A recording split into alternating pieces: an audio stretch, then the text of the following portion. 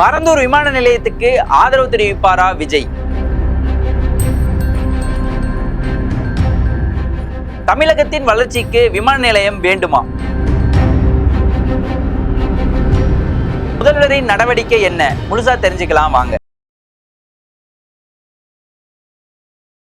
ஆண்டுதோறும் எண்ணற்ற மருத்துவ மாணவர்களை உருவாக்கி வரும் நாமக்கல் குறிஞ்சி நீட் அகாடமியில் ஒரு வருட சிறப்பு நீட் ரிப்பீட்டர் பயிற்சி தமிழ் மற்றும் ஆங்கில வழி வகுப்புகள் தனித்தனியாக வருகின்ற 4/6/2026 முதல் தொடங்குகிறது. தமிழுக்கும் தமிழ் மக்களுக்கும் வணக்கம். இன்னைக்கு செய்தியில ஒரு பரவலான விஷயம் எல்லாரும் பேசிட்டு இருக்காங்க. என்னன்னு பாக்குறீங்க? அதுதான் பரந்தூர் விமான நிலைய விஷயம். அந்த பரந்தூர் விமான நிலையம் விஷயம் என்ன, இதற்கு முதல்வர் என்ன முடிவெடுக்க போறாருன்னு தெரிஞ்சுக்கிறதுக்கு முன்னாடி சில விஷயங்களை நம்ம தெரிஞ்சுக்கலாம்.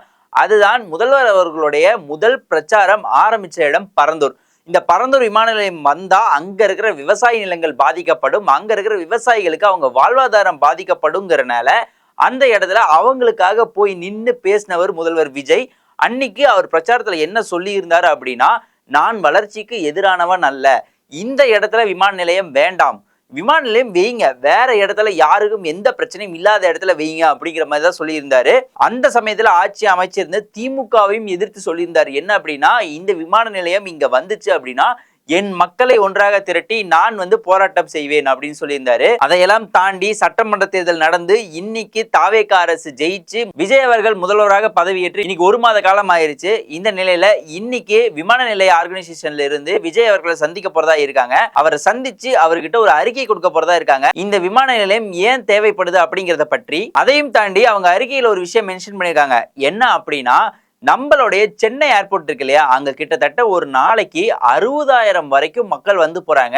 அதையும் தாண்டி கிட்டத்தட்ட 400 விமானங்கள் வந்தடையுது அப்படிங்கறது அந்த அறிக்கையில மென்ஷன் பண்ணிருக்காங்க. இப்போ இந்த பரந்தூர்ல கட்ட போற கிரீன்ஃபீல்ட் ஏர்போர்ட் இருக்கு இல்லையா, இங்க அதிகப்படியான மக்கள் போறதுக்கும் அதே மாதிரி கூட்ஸ் எக்ஸ்சேஞ்ச் அதுக்குமே இந்த விமான நிலையம் ரொம்ப பிரயோஜனமா இருக்கும் அப்படிங்கறதே அந்த அறிக்கையில மென்ஷன் பண்ணிருக்காங்க. என்னவாக இருந்தாலும் பரந்தூர்ல விமான நிலையமுடைய பரப்பளவு எவ்வளவுன்னு பாத்தீங்கன்னா, கிட்டத்தட்ட 4700 ஏக்கர்ல இருந்து 5300 ஏக்கர் வரைக்கும் இவ்வளவு பரப்பளவு விமான நிலையம் அமைக்கிறப்ப அங்க இருக்கிற விவசாய நிலங்கள் பாதிக்கப்படும், பரந்தூர் மக்களுடைய விவசாயம் பாதிக்கப்படும். ஒரு இடத்துல விவசாயம் பாதிக்கப்படும் போது தொடர்ச்சியா அது அடுத்தடுத்து போகும்.